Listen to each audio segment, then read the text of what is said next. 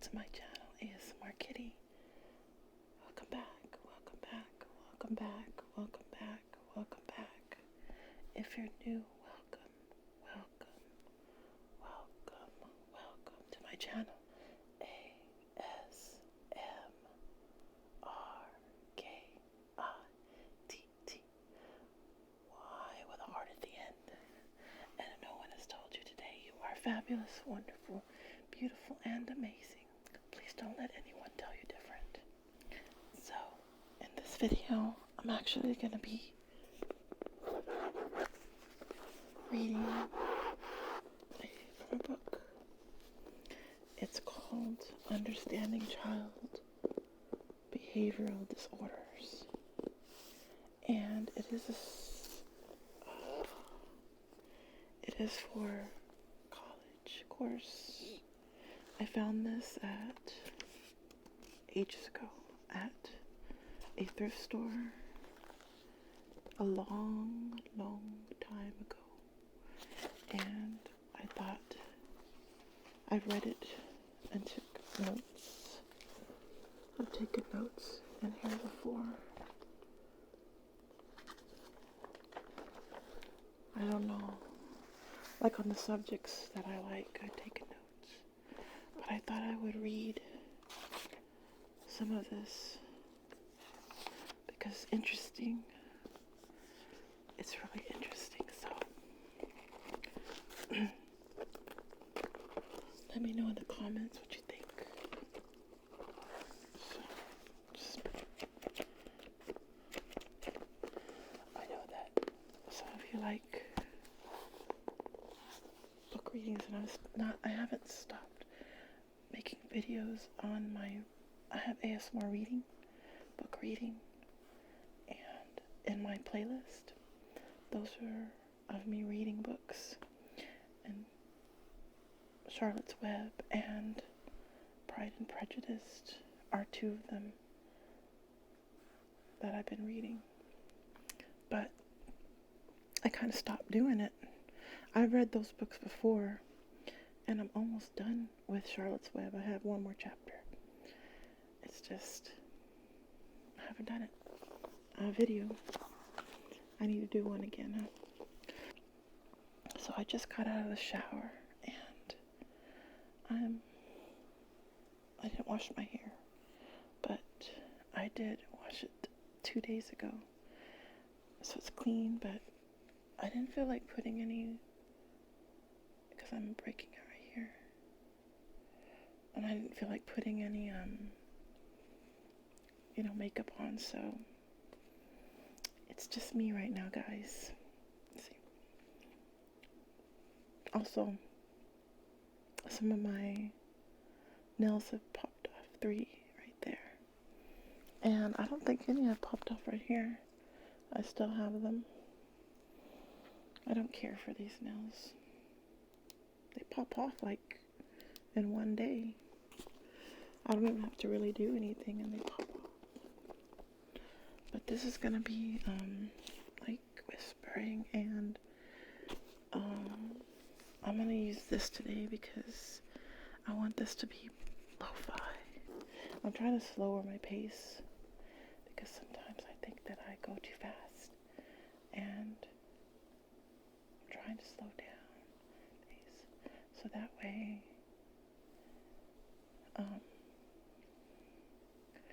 I don't go too fast. I've been told that I go a little bit too fast on my ASMR, and I don't want to do that. So let's see here.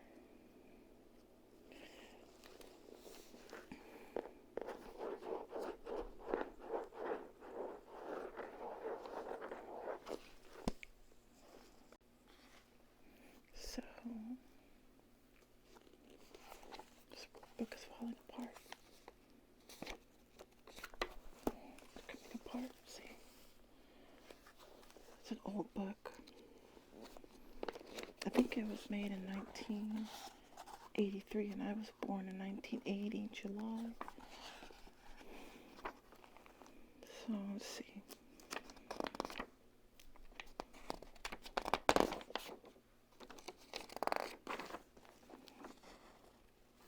shows here that it was made in copyright 1988 and 1982. So some of these are pictures probably from 1982. And then it was written in 1988. So, yeah. So I'm going to start reading the history of child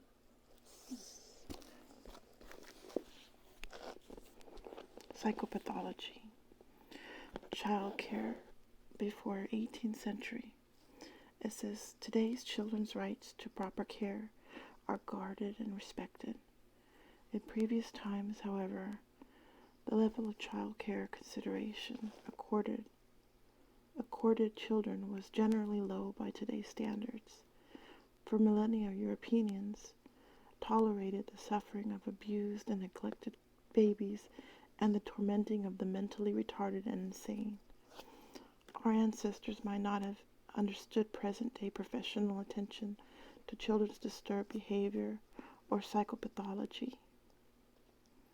Concern for physical survival and spiritual well-being outweighed niceties such as children's rights to autonomy and humane care. Autonomy. How do you say that? Autonomy and humane care. I don't have my glasses, guys. So, I have not gotten them yet, and I need to. So, yeah. In the past, interest in studying and treating children's disturbed behavior paled in comparison to protecting them from omnipresent threats to their lives. Although most parents were concerned and responsible, they must have realized that many of their children were doomed to an early death, as one author has observed. The statistics available from the 18th century in England and on the continent are terrifying in the inevitability of the death of children. The century had almost closed before children born in London had an even break of surviving until their 5th birthday. And before 1750, the odds were 3-1 against a child completing 5 years of life. Why did children die in such huge numbers? Threats such as grinding poverty and recurrent famines, wars, and epidemics made life precarious, most especially for the young, who were the weakest and among the most expendable of all. Foolish sentimentality could endanger the whole family, so poor parents were forced to be harshly realistic. Babies were closely confined and tightly wrapped in swaddling bands, ostensibly to ensure that their limbs were straight. Swaddling kept them quiet and out of harm's way while the older family members worked. Because so many babies died, parents may have resisted forming emotional attachments to them. Or perhaps parents grieved over their children's deaths as keenly as they do in our time, but there is no record of it. High infant mortality rates do not necessarily cause parents to avoid bonding with children.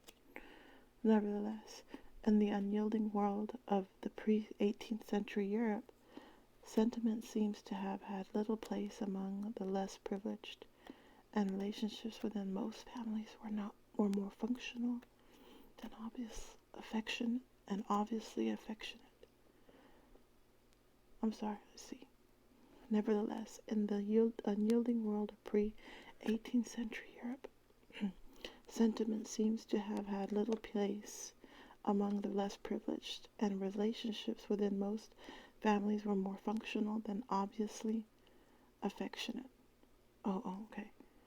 Then obviously affectionate. Children were needed to transmit the family name, to help family members, to help provide family subsistence, and to care for parents in their old age. Spouses were needed to ensure the viability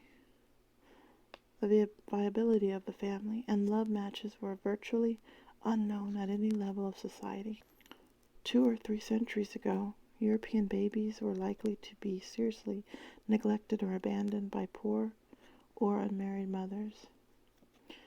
In 18th century Paris, parents deposited 1/3 of all babies at foundling homes, and more came from the countryside despite a law prohibiting transporting babies into the city to abandon them. Desperately poor parents may have been trying to save their infants' lives by delivering them to charitable institutions where they might receive adequate food and shelter. Most of the babies died anyway, and Dublin between 1775 and 1800, 10,272 infants were admitted to foundling homes, but of this vast number, only 45 survived. Starving and ill, they endured unsanitary, crowded conditions, a meager and nutritionally inadequate diet, and deadly contagious diseases.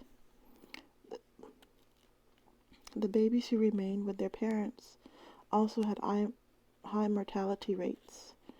Prior to the late 18th century, less than about 1/3 of the babies born survived the first year of life. The practice of sending babies away to live in the care of wet nurses took its toll. Families who could afford it hired wet nurses, who lived in the country, to breastfeed their babies and raise them until they were 4 or 5 years old. These very poor women accepted the babies of richer families long after their own babies had grown and they could no longer breastfeed.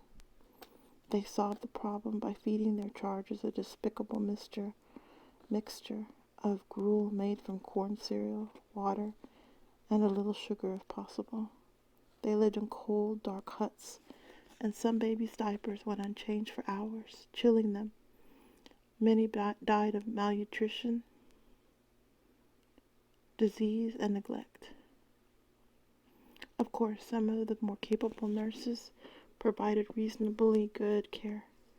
Nevertheless, it is puzzling why parents would expose their babies to such perils, the perils of wet nursing. One reason was their belief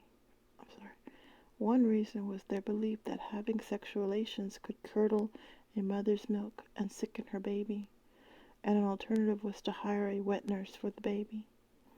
Other mothers were unable to nurse their own babies, and a wet nurse was necessary.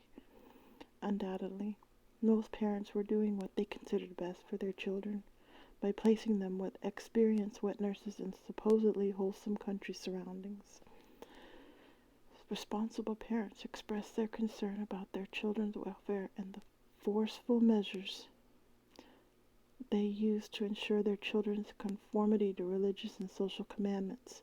Many children were caned or whipped into obedience, immersed in ice water, confined in dark cupboards, and threatened with abandonment or abduction.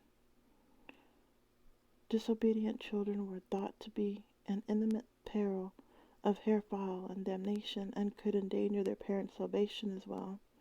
So all the resources of family, church, and community were devoted to their reform. In the 16th century, babies who persistently cried and were unsoothable were thought to be possessed by demons and were sometimes put to death on the advice of Christian church leaders, which is very interesting to me. Concerns about social acceptance and salvation were paramount, and they guided disciplinary practices. It is possible that modern writers have overemphasized the rigor of the earlier child-rearing practices. Diaries of upper-class parents in the 17th to the 19th century shows that great love for an Diaries of upper-class parents in the 17th to the 19th century showed great love for and enjoyment in their children. Lady Anne Clifford, 1590 to 1676, wrote about her ill 2-year-old.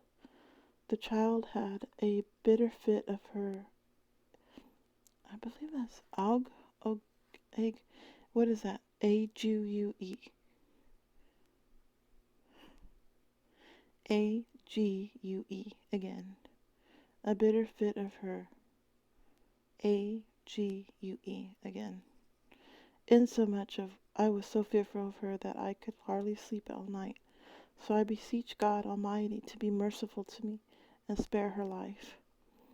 It must be recalled, though, that the diarists tended to come more from more recent historical periods and from the highest social classes. Thus they were not representative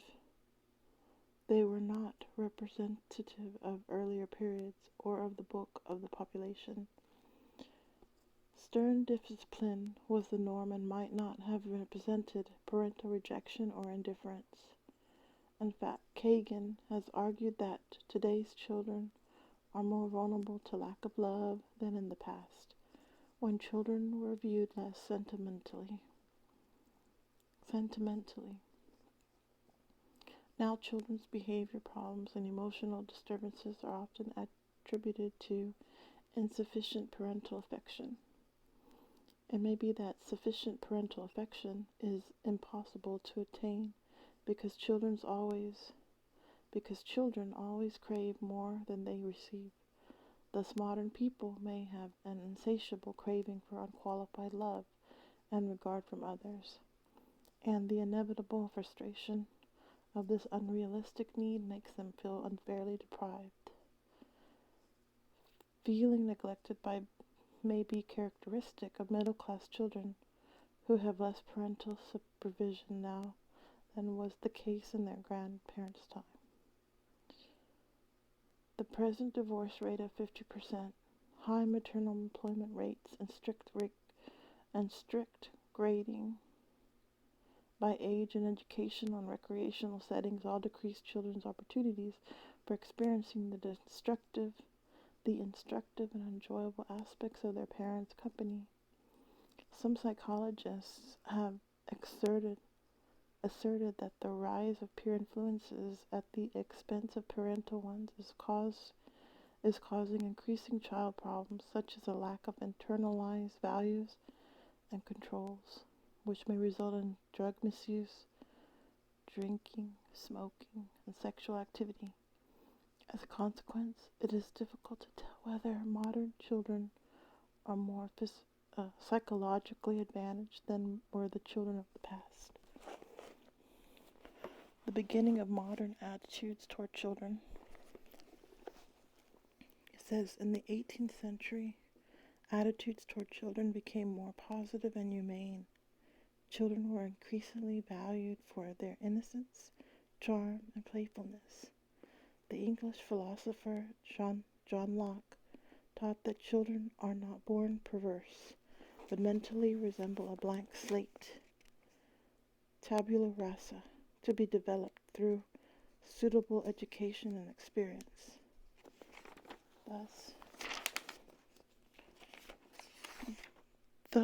Thus adults need not combat the child's evil nature through cruelty, since the child is not innately corrupt. Later, the French philosopher Jean-Jacques Rousseau promoted the glorification of childhood by writing that children have a natural tendency toward healthy growth in both body and spirit. Accordingly, children were thought to require only developmentally appropriate instruction and a clean, healthful, non-restrictive environment in order to develop optimally. Only the malevolent influences of adults, cruelty, and teachers' ignorance of their pupils' limited capacities were believed to interfere with healthful, normal development. Accordingly, educated parents began to view their children more positively and affectionately, and to perceive them as innocent rather than as depraved. Ironically, the later growth of industry, 1750 to 1850, threatened the health of impoverished child workers, of whom there were many. According to the 1870 U.S. Census, about 1 out of every 8 children were employed. By 1900, approximately 1,750,000 children, or 1 out of 6, were fully employed. 60% were agricultural workers. Of the 40% in industry, over half of the children were of immigrant families. Half were children of immigrant families. Poor immigrant and rural children put in 12 to 15 hours days in the mines, mills, farms, and manufacturing plants. The typical 19th century urban workplace was dangerous and unsanitary. Child workers were found to be useful in factories where they were paid less than adults and where their small stature enabled them to work in restricted places at dangerous jobs, such as cleaning or oiling machinery, while it was still in operation. And you can see right here, this child working in the factory. This little boy. It says right there in that little picture, it says, in the 19th century, poor children labored long hours in hazardous conditions before child labor laws were enacted. Working them hard and paying them little was viewed as good business and morally correct. It says children even worked in the dark, cold, damp English mines where they were harnessed to carts like animals to haul coal. Clad in rags and underfed, the mine children were beaten when their energy flagged. The workers' conditions of Black and Native American slave children in the Americas were as bad or even worse. Profit was king, and the children's welfare was not considered by the businessmen. To their credit, some clergy and concerned citizens spoke out against this inhumane treatment of children, and eventually managed to outlaw the worst abuses. However, reform came slowly. It is a human tendency to blame others in order to explain their misfortunes, and the peasant immigrants and their scruffy, undersized offspring were natural targets for such prejudice. Many well-educated and wealthy people drew a parallel between the evolutionist Charles Darwin's principle of the survival of the fittest in the animal kingdom and their own prosperity, which they attributed to their own genetic superiority. In contrast, they viewed the poor, uneducated, and ill as genetically unfit, and unworthy of education, decent employment, or medical treatment. The fact that some of the poor were defenseless children did not inspire the rich to help them. This selfishness was rationalized by the assertion that it was better for them to die young than to grow up to breed additional generations of the socially dangerous and unfit. Such an interpretation is indefensible genetically, historically, and morally, but it prevailed in law and practice. Consequently, children who were impoverished, orphaned, or abandoned were left to live or die by their own devices. Today we realize that some childhood behavior disturbances do have a genetic basis or genetic contribution, but we recognize that no social class or ethnic group is genetically inferior or superior to any other. The rise of mental testing and the study of child psychopathology. Formal education is a relatively recent historical development. No schools existed in Europe before the 15th century. School attendance was considered inappropriate for females until the 18th and 19th centuries, and compulsory school for all children began only in the later 19th centuries. With the advent of compulsory education, it became evident that some children were not progressing normally, but the nature of their incapacity was not understood. In 1909, the French Minister of Education charged the psychologists Binet and Simon with developing standardized tests to identify children who lack the intellectual ability to cope with the regular school curriculum. Children thus identified were given special education in the schools if their deficiency was minor, or were institutionalized if their retardation was more severe. Institutions for the retarded were not viewed as dead-end placements, but aimed to equip the children to return to regular community life. The test devised by Benet and Simon was a great success. It was translated into English and eventually revised to become the Stanford Benet. Is that how I'm saying that right? Stanford Benet Intelligence Test, or Stanford Binet. A more recent revision of this test remains in use today. These mental status tests were among the first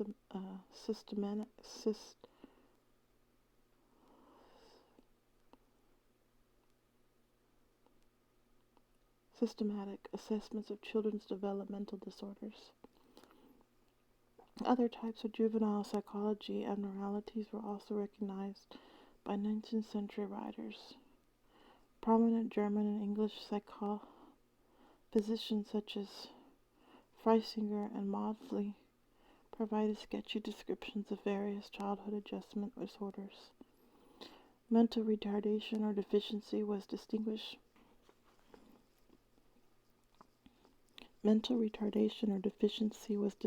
from psychosis, which is defined as a broad category including hyperactivity, antisocial aggressive behavior, generalized anxiety, suicidal behavior, or schizophrenic reactions. In all, just 2 disorder categories were recognized: mental deficiency and insanity, psychosis. Perhaps because of the great popularity of Darwin's evolution theory, 19th century psychiatrists believed that most forms of deviance had a high hereditary basis. Family heredity was thought to account for desirable as well as undesirable characteristics, and the power of social influences was little appreciated. Francis Galton's discovery of disproportionately large numbers of eminent persons in certain prominent English families was widely considered to prove the hereditary basis of intellectual and personality characteristics. It was recognized in passing that membership in the lower social classes limited opportunities for success. Yet heredity was believed to be the prime determination of character, intelligence, and wealth. Victorians believed that despite favorable heredity, certain types of environmental events and personal practices could bring on madness. The value of objective science research is illustrated by other 19th century medical beliefs, which were based solely on intuition and clinical lore rather than on experimentation. It was believed that psychological disorders could be brought on by any form of excess, such as studying or working too hard, changes in climate, and a sudden fright or shock. More nearly accurate Victorian beliefs were that high fever, head injuries, and intestinal parasites might lead to brain irritability and consequently deviant behavior. Superstition, mortality tales, and popular beliefs formed the basis for medical practice because there was virtually no systematic and objective study of the development of psychological disturbances.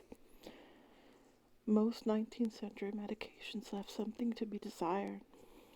Fussy, irritable infants were sometimes soothed with laudanum, a potent mixture of opium and alcohol.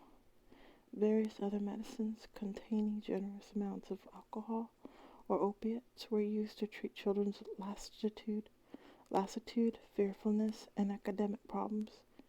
Addictive drugs were prescribed freely and were available over the counter, so dependence was widespread, compounding the sufferer's original problems.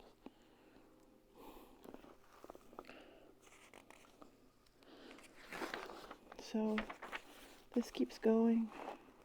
The next chapter is exploitation and protection of children. I mean, it's an educational book for college courses about psychology, so I find it to be real interesting. But you let me know, guys, if that is too much to read You know what I mean? Like if the subject matter is a little bit too heavy, or if it's okay and interesting. So I think it's interesting to me, but it's up to, really to you guys what y'all think, because y'all are the ones that are getting the sleepiness out of it and the rest. So anyhow, I hope that you enjoyed it. I'll keep reading it if you want me to, like in other videos. Maybe like I'll make another video or two and then I'll read, and then I'll make another one where I'm reading it. Or if you want me to continue reading the book, it's all about mental health and child behavioral disorders. So it's got a lot of pages. You see the book is big. And it's for studying, but it has different. It has like how kids can adjust to divorce, or how they adjust to divorce. Talking about schizophrenia and just, I mean, even like regular behavioral disorders like just anger and autism. Well, you know, autism and just how depression and stuff like that, just childhood disorders. So, and back then they called people retarded, and retardation, that's not politically correct anymore. It's not something that healthcare and professionals in the psychology fields, they don't say that anymore. They say like person's disabled or mentally disabled.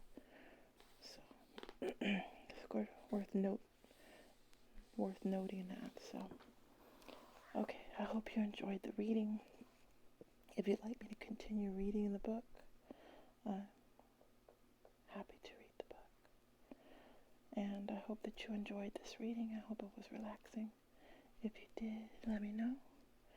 You know how, by giving me a thumbs up and a comment below. So thank you guys for watching, and I hope that this video was relaxing, and I hope that, look at me, I'm already getting sleepy. It's nighttime. It's the nighttime, so I'm tired, but I thought I would make this video for you guys before bed. So I hope that you enjoyed it. I hope that it was relaxing, and I will see you guys in another video.